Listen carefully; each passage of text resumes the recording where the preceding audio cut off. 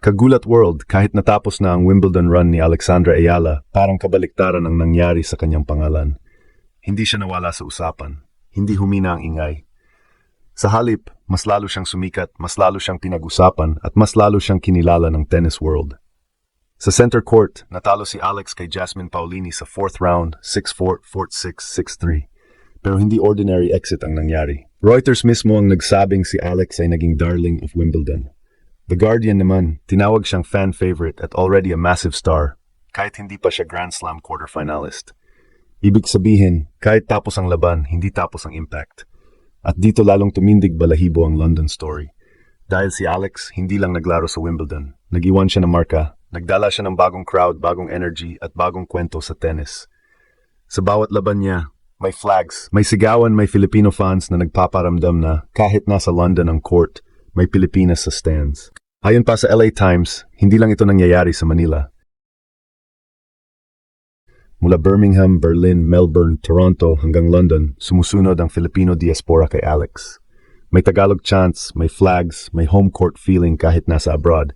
Kaya kahit natalo siya kay Paolini, ang pangalan ni Alex mas lalo pang lumakas. Dahil minsan, ang tunay na sukatan ng superstar hindi lang panalo, kundi kung gaano karaming puso ang nakuha mo pagkatapos ng laban. At sa Wimbledon, nakuha ni Alex ang puso ng mundo. May mga pagkatalo na parang pagtatapos, pero may mga pagkatalo rin na parang simula ng mas malaking kwento. At yan ang nangyari kay Alex pagkatapos ng kanyang Wimbledon run. Sa scoreboard, natapos ang laban niya kay Jasmine Paolini sa 4th round. Pero sa popularity, sa respeto, sa media attention, at sa puso ng fans, parang doon pa lang nagsimula ang mas malakas na pagsabog. Dahil sa totoo lang, hindi ordinary ang nangyari kay Alex sa London. Hindi siya pumasok sa Wimbledon bilang simpleng player lang. Pumasok siya bilang isang Filipina na may kasamang pangarap ng buong bansa. At habang lumalalim ang run niya, unti-unting nakita ng tennis world na hindi lang pala ito isang upset story.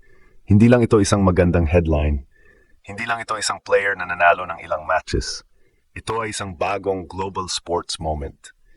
Isipin mo, sa isang tournament na puno ng pinakamalaking pangalan, legends, champions, established stars, at tennis royalty, isang 21-year-old Pinay ang biglang naging isa sa pinaka-pinag-uusapan. Hindi dahil sa controversy, hindi dahil sa drama, kundi dahil sa laro, puso, at kakaibang connection niya sa crowd.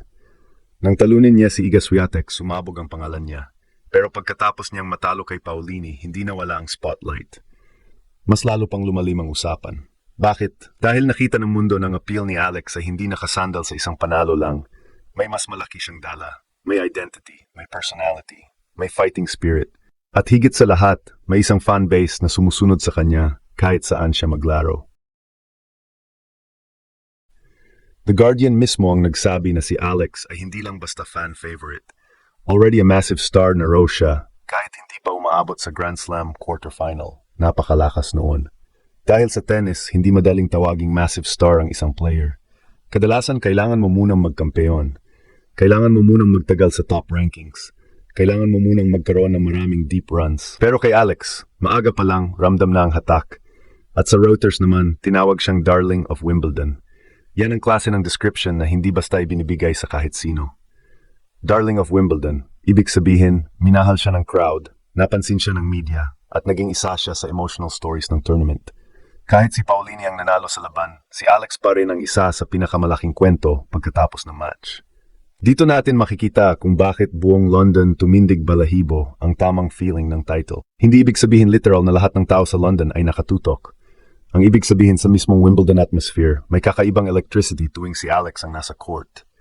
May ingay, may flags, may Filipino energy, may crowd na sumisigaw ng "Let's go, Alex!" May mga fans na hindi lang nanood kundi nakikibahagi sa moment. At hindi lang London na may ganitong eksena. Ayon sa LA Times, kahit saan maglaro si Alex, parang sumusunod ang Pilipinas. Birmingham, Berlin, Melbourne, Toronto, London, may nurses, engineers, students, families at Filipino communities abroad na lumilitaw para suportahan siya. May bandila sa stands. May Tagalog chants. May home court edge kahit nasa ibang bansa ang laban. Yan ang tunay na star power. Kasi sa modern tennis, hindi sapat na magaling ka lang. Maraming magaling, maraming seeded, maraming may ranking. Pero hindi lahat may crowd, hindi lahat may emotion, hindi lahat may movement sa likod. Si Alex, meron. Kapag siya ang lumalaban, parang may kasamang buong bansa. Kapag pumuntos siya, hindi lang palakpak ang maririnig. May pride, may kilig. May luha, may pakiramdam na ang isang Pinay ay finally visible sa pinakamalaking stage ng tennis. At dito lalong nagiging malaki ang kanyang future. Dahil pagkatapos ng Wimbledon, hindi na siya basta promising player. Kilala na siya. May mga fans na siyang naghihintay.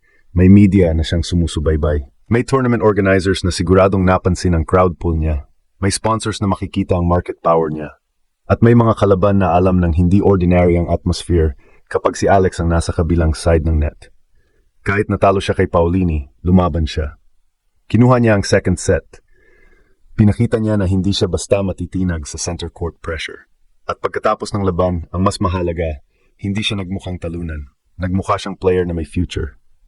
Player na may character. Player na babalik ng mas matapang. At yan ang dahilan kung bakit mas lalo siyang sumisikat after Wimbledon. Dahil ang tunay na superstar hindi lang sinusukat sa trophy. Sinusukat din sa impact sa dami ng taong napaproud. Sa dami ng batang na-inspire. Sa dami ng kababayang biglang nanood ng tennis. Sa dami ng foreign fans na biglang gustong malaman ang pangalan ng Filipina left-hander na lumaban sa center court. At ngayon, malinaw na ang tennis world ay hindi na pwedeng balewalain si Alex. Dahil sa London, hindi lang siya naglaro. Nagpakilala siya. Hindi lang siya lumaban.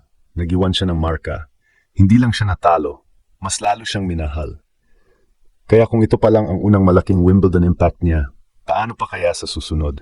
Kapag mas lumakas ang serve, mas tumibay ang katawan, mas gumanda ang decision-making at mas dumami pa ang experience sa Grand Slam pressure. Nagsisimula pa lang ang Alex era. At pagkatapos ng Wimbledon, mas malinaw na hindi na siya simpleng racing star.